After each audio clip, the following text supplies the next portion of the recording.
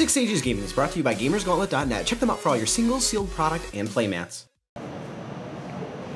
Alright guys, welcome to another deck spotlight video brought to you by Six Sages Gaming.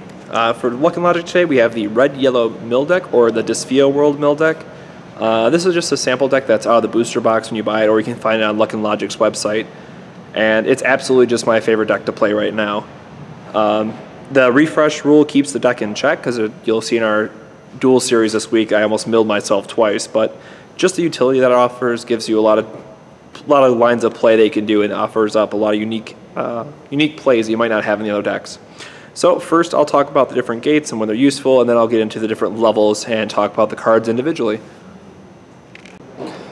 Alright guys, up first we have the gate deck. There's nothing really too special to say about any of these, simply because of in every Disfia deck you're going to be playing the same gates.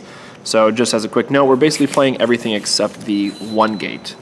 So if you have the opportunity to get the promo 6 gate, I would definitely recommend it. But I'm going to give you a quick second on each gate just on camera so you can see what the different effects do. And just as a reminder that these are except for the 6 and 7 gate, these all do have the same effects between the two different worlds as well. I will make a quick note about this one, is it combos very, very well with the Sena combo, which I'll get into a little bit later. So this is a card that I would absolutely recommend playing, and is one of the key highlights to playing the mill deck. And then lastly we have this 6, which is the buy a box promo gate, whatever you want to call it, which is basically just value.gate. So definitely make sure to get your hands on this if you can. So up first we'll start with our level 1s and talk about the different Logicalists and Foreigners. So 2 of the Afternoon Errands. Basically what this is for is just dropping a card, so you're helping out your mill strategy, and you're also dropping one of their front members. And because you play so many cards to get things back out of the graveyard, you really don't mind losing your early guys. Skilled Brush User Tamaki. Basically this is just great for the later game, so you can drop one of their things, or not drop one of the things, but rest one of them, so you're hopefully protecting a gate. 3, Believe in the Occult, Mejiko. The startup on this hasn't really been relevant, where you rest on something that's negative 1,000 power, but it's just great since we do play so many of the talent characters in your deck to just round it out with them. Then for our Foreigners, we play 4 and 4. So again, only 8, which is a little bit lower than what you would normally see, but it's because we have the opportunity to bring them back out of the graveyard so often. So we have 4, Move as Desired Raxa. This is the same effect as the Afternoon Yoshichika, that you can drop the card of your deck and then you can drop one of their members if you haven't broken a gate yet. So that is a very important card to play in this deck, and you'll probably see why in our duel videos. And then 4 of the, not even going to try to pronounce it, but Foreigner, it's just a 5k, but when it breaks a gate, it drops another card. So again, this is all just focused on the mill strategy. Going into our 2 TransUnions. Early game, if you need to fill up your drop zone more, you just go for the Tamaki. It becomes a 10k on attack or 8k on defense. The thing's covering up a little bit. But you drop the top 2 cards of your deck. The logic drive on this hasn't been that relevant, but this is great for, again, filling up your graveyard and really starting that engine of your deck. The other 4 of is the Prayer Beads of Misfortune. This card is absolutely great in this deck because it gives negative 3k power to one of your opponent's members, and that 3k becomes very relevant, and especially if you play like the level 3 Sena into this level 2, it allows you to give negative 6k to something, which makes it very, very hard for them to come back and try to win that battle. And then lastly, as a 2 of, the Immersed with Strength Sena. So this combos with the level 3, where you play the level 3 Sena, you bring this out of your drop zone, and then you can get another level 1 member in your drop zone. So what this does, it lets you set up a TransUnion for that turn, and it's just otherwise great to have another blocker protecting one of your gates. So the value that you generate out of them is very, it's very real, and it's something that you have to play a couple times just to see how good it is. Speaking of one of my favorite cards in the game right now, Shura Heavenly Kick Sena. So it only has 6k power, which is a little bit weaker for a level 3 TransUnion at this point. The logic drive can be relevant with a 3k cross and drawing a card, but mostly you're using this just to get back the Sena and then get a 1-drop. So generally speaking, you'd want to play this into her level 2 and then get back a level 1 TransUnion enabler for that turn. And again, just filling it up with, maxing it out with the 5 gate that lets you bring back Sena if you have 4 more broken gates is very, very strong and can win you the game on the spot, and it's won me the game on the spot a couple times. And lastly, for our 3-drop is Hated Strike to bring along Mejiko. Interesting card that just, when it combo it out with a level 2, and I haven't used the auto effect ever yet, but the Logic Drive draw card gets +2, gives something else negative 2k. Has been very, very strong. Having like even a 3k power swing is very relevant in this game. So speaking of Mejiko's and the card that we only opened up 3 in a case, Dying on Death Road, this card is basically your win condition in the game. Because you're able to drop multiple cards a turn, you can really power her up, and she's also very hard to defeat in both aura battles and power battles. So this is something you want to save until you have your hand sculpted and can end the game in a turn for you, or if you want to break that last gate. From a more aggressive strategy, we have Repelling Dragon Scale Tamaki. What's great about her Logic Drive is that she gives all your Dysphoria members +3k.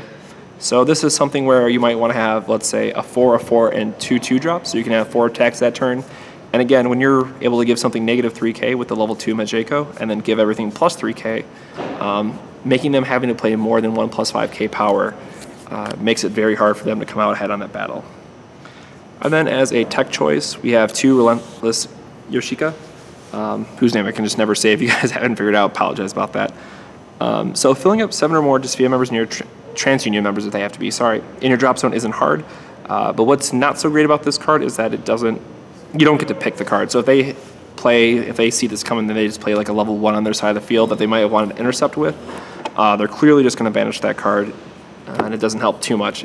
Obviously, it's always good to get something off their field, but that's definitely one of the last ones I go for. Then going into our tactics, we have nothing too special. Repertoire of 108.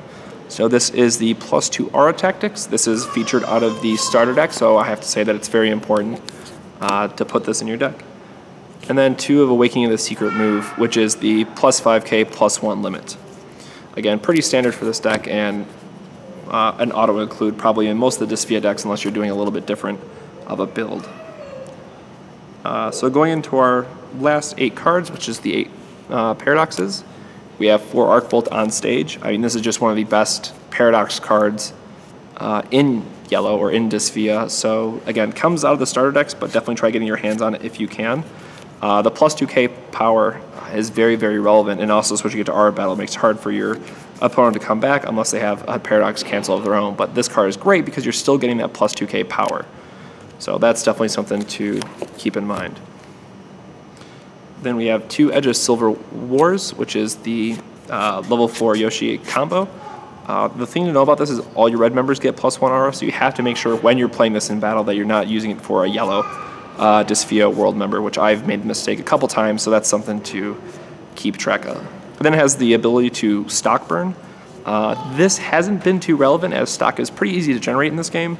I'm sure there's some turns where this might be relevant, but I've actually thought about cutting this card from the deck. And again, this is just the sample list that I use, so there's probably going to be changes I make down the road, but we want to start with all the sample decks to give you guys as a basis. And then for the last paradox, we have maybe Mega Heavy Hard Luck. This is just another paradox combo. All your red members get +1 aura, so again, this only boosts your red members, something to definitely keep in mind. And then this does have the auto 2k. So this is essentially the yellow equivalent, the Dysphoria world equivalent, except the other one gives all Dysphoria members, and this one just gives red members +2k. So, sorry, I shouldn't say equivalent, but most like it. I don't think that there's another paradox that gives +2k all. So that's something to definitely keep in mind. But so ultimately, I love this deck a lot. MVP of the deck is definitely the double R, which it's one of those things that I had to play with a couple times, figure out how good it was, figure out how often you're dropping guys and how relevant it can be. And then one of my favorite cards in this set period is just Heavenly Kick Sena. Card advantage is always good, and when you can pull off the 3-2-1 combo, your opponent's definitely going to be feeling the stress of resources when they're trying to come back in that game, and being able to set up a TransUnion for you that turn for free out of nowhere and filling up your board, all 4 slots can feel pretty good. So that's all I have for you guys this week. Let us know what deck spotlight you might want to see next. Again, we're going to focus on the sample deck list first out of the Growth and Genesis booster box, and then we're going to move on to deck lists that we might find out of Japan. So since I'm following them on Twitter, I've been trying to keep an eye out for those. So make sure to like the video, comment down below, and subscribe to our channel for more Luck and Logic content. And we'll see you on the next Deck Spot video brought to you by Gamers Gauntlet and Six Sages Gaming. Thank you. Have a good one. Thank you all so much for watching. Don't forget to subscribe to Six Sages Gaming today for more Luck and Logic videos. Can't get enough of Luck and Logic? Be sure to check out one of our other videos and drop us a like or comment to show us your support. We really appreciate it. Until next time, always judge your logic.